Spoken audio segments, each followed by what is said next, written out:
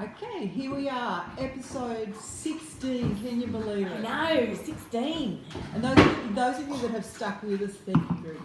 Yes, and we're on the ginger beer today because we had a big night Saturday night. And it is Wednesday, and we're still trying to get over it. So here's nice ginger beer. Yeah, good ginger beer. We could have lied. We could have said it was apple cider. Yeah, but we're not liars. So now, Rissy's cooking today. So Rissy's going to be doing Schnitzels. Schnitzels. Yeah. Easy, simple. You can throw.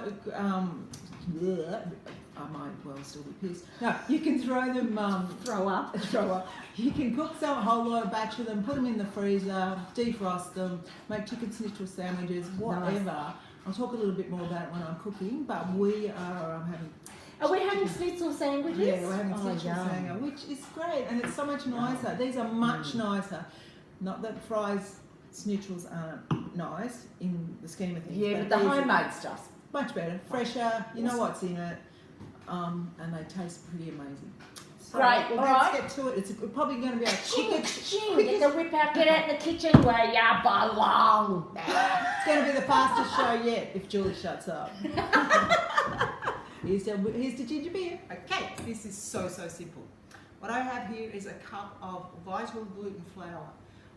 You can buy this actually probably anywhere that sells vegan food could quite possibly have it. You can buy it in Asian shops. I like the Australian made vital gluten flour. It's a bit of a mouthful, and I actually buy that online. So if you just put in a Google high gluten flour or vital gluten flour, it'll come up. I cannot remember where I get it from, but it's Australian, organic, and I'll look it up and I'll tell you later. So 1 cup. Then in here I have 2 tablespoons of chickpea flour. I have half a teaspoon of white pepper. I have half a teaspoon of garlic powder, a teaspoon of onion powder, and then what you need to do is then find some sort of chicken flavouring. Now, a lot of chicken flavouring you can buy is actually accidentally vegan.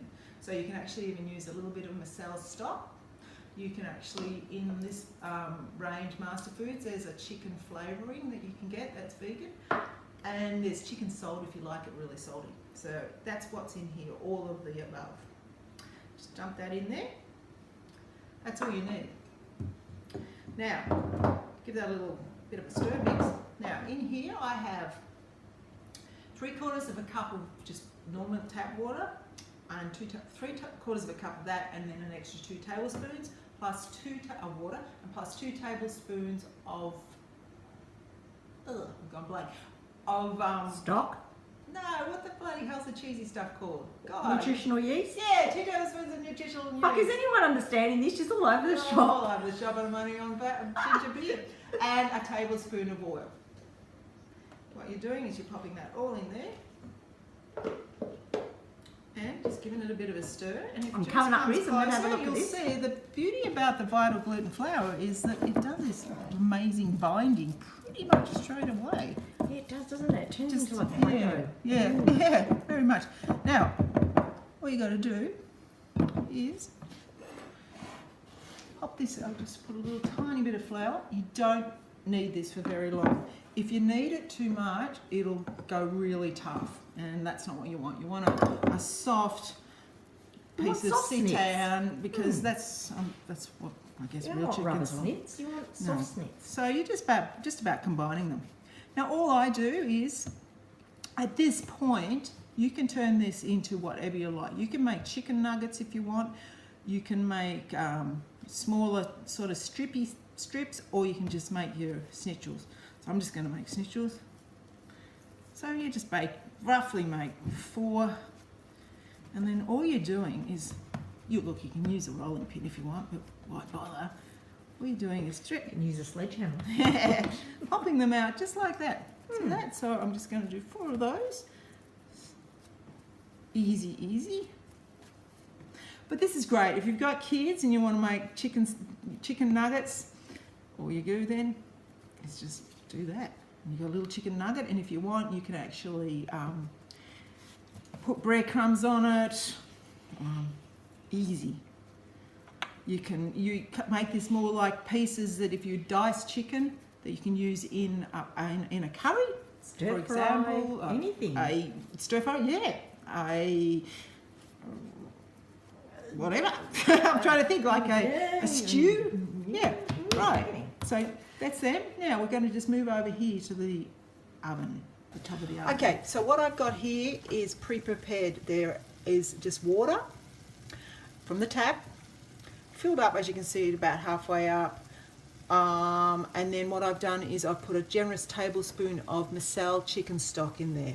Now, if you like, you could put a bay leaf in, you could put a bit of ginger, a bit of garlic, you know, whatever, because this is what the seitan is going to be stewing in for 30 minutes. So that's, once you get it on a nice rolling boil, you just pop these in gently.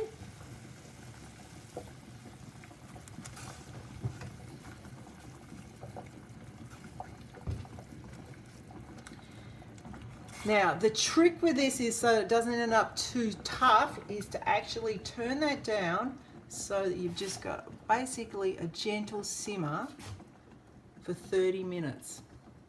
Real gentle. Real gentle. Because if you make it the rolling boil, then you're going to end up with tough as Soles boots. of shoes. Yeah. So we'll be back. Okay. So here they are. They've been simmering for half an hour in the stock. And they've expanded just a little bit. So, sorry, before I do this, I should explain what I'm doing. These need to now be put in the fridge overnight with some stock. Once they've been in the fridge overnight with stock, you can do whatever you like with them. So you do this preparation the day before. Yeah. And they freeze really well too, though, don't they? Really well. Like, it's incredible how well they freeze. And do you freeze them in the stock? Yes. Or then do you... No, freeze them in the stock. Unless, unless you've already cooked them in something like a Parmigiana, then, you know, then you might. But, yeah. So what you got to do now is just a little bit of stock. You don't have to totally cover it. Just see that about halfway up. So there's just a little bit of stock in there. Now I'm just going to let them cool, and then I'll be putting them in the freezer probably. Overnight? In the fridge overnight, and then freeze them or use them straight away. That's all there is to it. Easy. That's it. So these are some schnitzels that I prepared yesterday. As you can see, once they've been in the fridge for 8 or overnight really, they harden up a little bit. But when you cook them, they then soften up a little bit. So what I've got here is some vegan breadcrumbs. I like panko, if you can get vegan ones. What I like to do, just to be fancy, is I like to add a little bit of walnut parmesan. And I think we've mentioned how to make that, but basically it's just blitzing up walnuts, nutritional yeast, a bit of salt, sesame oil. Sesame oil, just to give it a nuttier taste. And I like just putting that in here. These are fantastic for making schnitzel, for making Parmigiana, and maybe that's something I can do another little quick video how to do that. Sometimes if I've got some chickpea, the water from, the aquafab from the chickpea, I might roll them in that first because it's a little bit like egg white, and then into the breadcrumbs, but I don't have that at the moment. So I'm just, because they're a little bit like a sponge, they've got a bit of fluid in, you can just squash the breadcrumbs in. So you do that to all of them, Riz, and then they go in the... And then I'm just going to pop them in here into the fry pan, and we're going to fry them, and then we're going to put together a really yummy, scrummy schnitzel sandwich for lunch. Get on with it. Okay, so here we have this massive chicken schnitzel roll. Not quite sure how we're going to get our mouths around it, and we will not be filming that. Easy. That's all I've done. We've just put some mayonnaise, some lettuce, tomato, fried it as you saw before, and there you go.